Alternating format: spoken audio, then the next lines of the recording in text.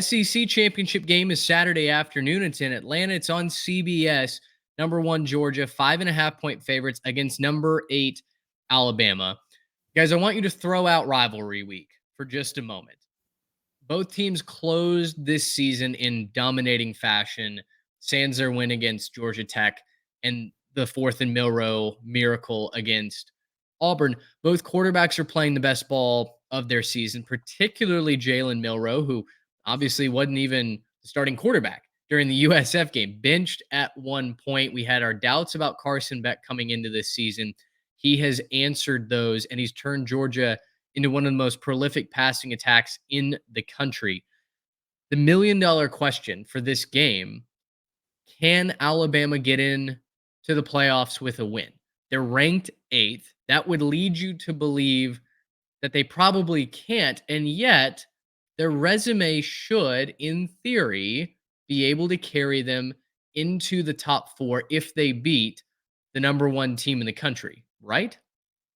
It would be the best win of the season and probably the best win of the last 2 seasons. I know we look at each season in a vacuum, but it would easily be the best win of the season if they're able to knock it off. No one would be able to match that win for win.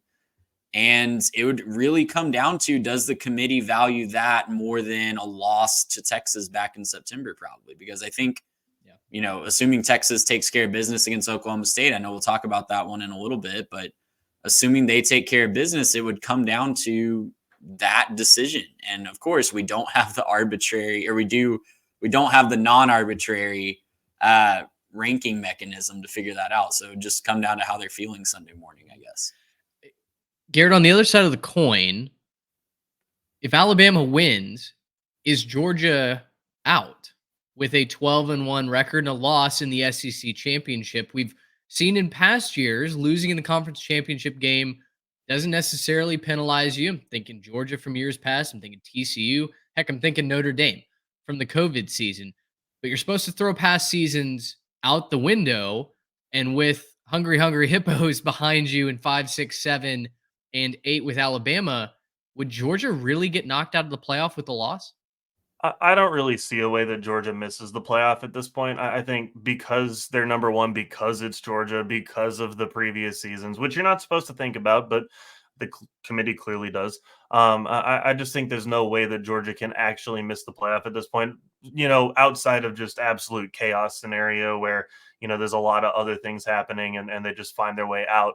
I actually kind of think on the flip side, I don't really see a way for Bama in. I still think there's too many teams to jump at this point that, again, outside of chaos scenario where all the undefeated teams lose and it's just time to, turn the whole thing on its head. I actually don't see a way for Bama in without a lot of help. And so while I do think that this is kind of in a sense, a play-in game in the sense that both teams, I think, need to win this to feel 100% certain.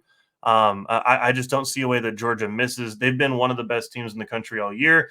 They've been on top of it. They've been, resoundingly beating teams. The schedule is there. So, I just don't see a way that they leave Georgia off, especially given what we've seen in the past with them not, penalizing that number 1 team if they lose, or not even penalizing some of those top teams that are, 12-1 with the conference championship loss, as long as they're ranked high enough and the committee thought highly enough of them. I think that's kind of where Georgia is now.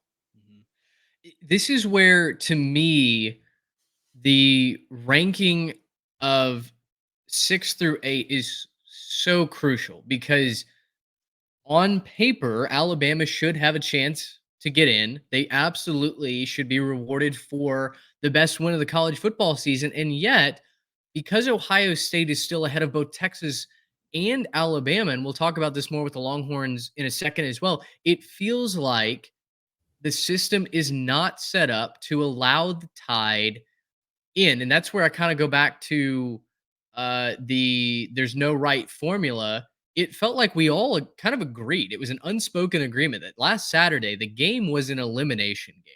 Whoever lost between Michigan and Ohio State was going to be left at home come playoff time, or at least kind of disregarding absolute chaos in championship week. And yet that's not the way that it's set up.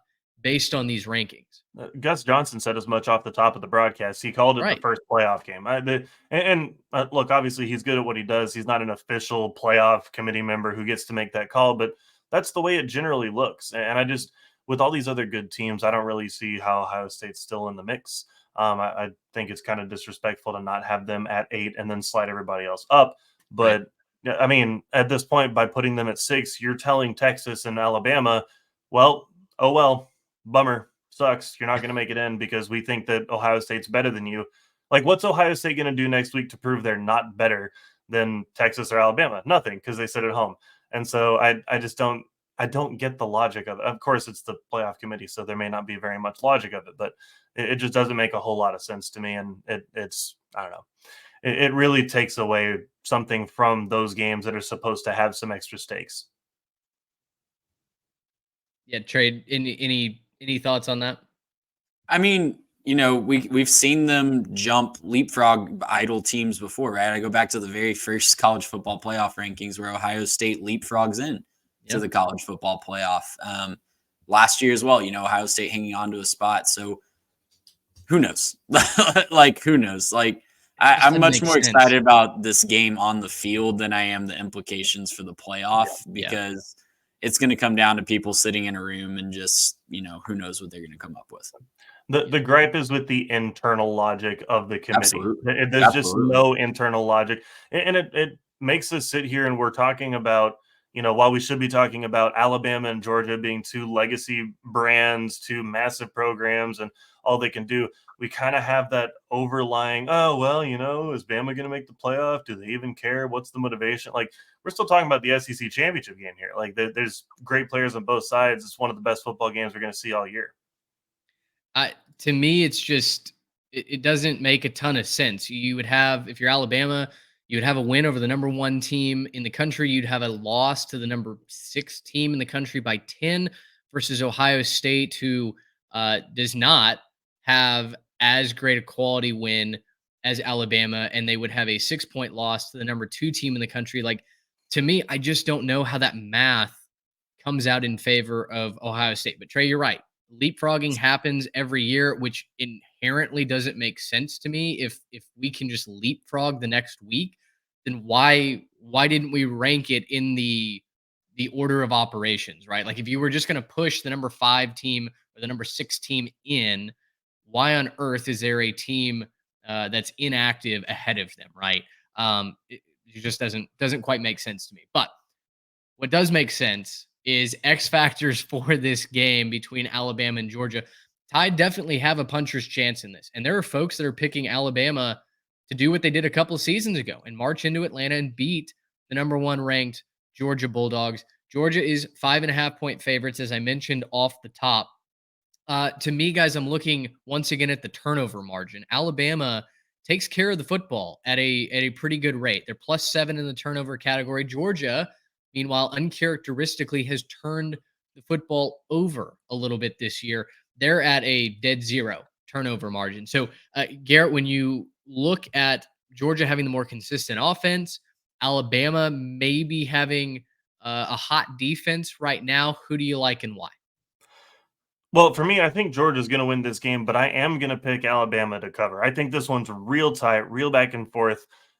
When I look at Georgia, I'm seeing Carson Beck kind of come into his own, right? He's definitely becoming that quarterback for the Dogs, right? He's getting there, and he's played really well on the back stretch of this season. The unfortunate thing is that, and obviously last week you said take the rivalry week out of it for a second, but I'm going to take it into account. He didn't play his best game against Georgia Tech, and Alabama certainly has a better defense than Georgia Tech does. And so when I look at, this matchup, I think establishing the run for Georgia is going to be critical, and we need the X factor play in their receiving core. I don't think that, just by himself, Carson Beck's going to get to stand up in the pocket and have plenty of time to read the defense. And he's going to have to throw some balls into tight windows and complete some passes to move chains. And so I think that's where you're at with Georgia. On the Alabama side, Jalen Milroe's becoming a quarterback in front of our eyes. He was very much a runner that could also kind of sometimes pass at the beginning of the season.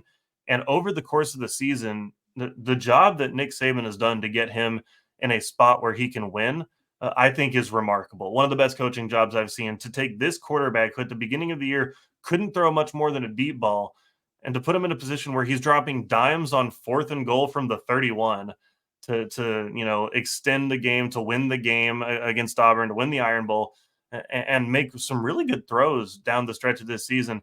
I'm really impressed by what he can do as a weapon. I'm a little nervous about his supporting cast. I wonder if the weight of the entire Georgia defense comes down on Jalen Milroe. Are there guys next to him that can step up? They have the athletes, but I haven't seen it consistently enough to believe that they'll be able to do it. And so for me, when I look at this, and I'll go ahead and flip over to our predictions real quick, but I've got Bama plus 5.5, specifically because I think they're going to be able to push it a little bit and push it a little bit. I think Milroe, for some reason, he just has that winner's gene in him, and I think he's going to keep Bama close, but I think the Dogs are just a little bit too much. I think there's going to be one too many mistakes, one too many errant throws, maybe an interception on the last drive that, seals it for Georgia, something like that, to where Bama covers this one, but Georgia wins by 2 or 3. I agree. I'm right there with you. I think this is a closer game, but I do think Georgia ultimately pulls it out. I'll take Bama plus the points as well. Trey is riding with the Dogs minus 5.5. Gracious, how about